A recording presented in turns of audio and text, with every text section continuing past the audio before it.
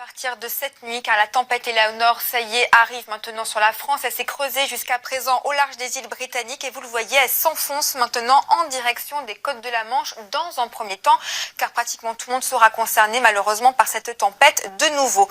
48 départements placés actuellement en vigilance orange pour ce risque de vagues submersion, de vent et d'inondation. Il y a même un risque d'avalanche qui s'est rajouté tout à l'heure, mais on va déjà faire le point étape par étape. On va commencer donc par ce soir où vous le voyez, la perturbation arrive avec déjà les premières rafales de vent, mais c'est vraiment entre minuit et 6 heures du matin que là ce sera beaucoup plus corsé pour ces régions, jusqu'à 120 à 130 km à l'heure d'ailleurs sur l'ensemble de la Bretagne en remontant vers les Hauts-de-France.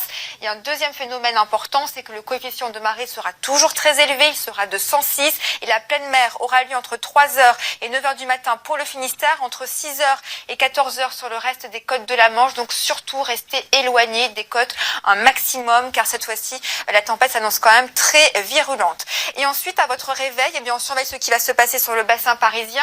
Des rafales de vent de 100 à 110 km à l'heure entre 6 heures et 10 heures. Donc, surtout prudence si vous prenez la voiture. On évite bien évidemment la moto demain matin. Et ensuite, en partant en direction de l'Est, eh bien, les vents vont se cantonner dans l'après-midi, surtout sur le plateau lorrain, les Cygnes vosgiennes, le Morvan. On attend jusqu'à 120 km à l'heure. Et surtout, la Corse également ne sera pas éloignée de cette tempête puisqu'on attend des vents moyens à 100 à 130 km à l'heure et sur les caps exposés, de nouveau 180 à 200 km à l'heure.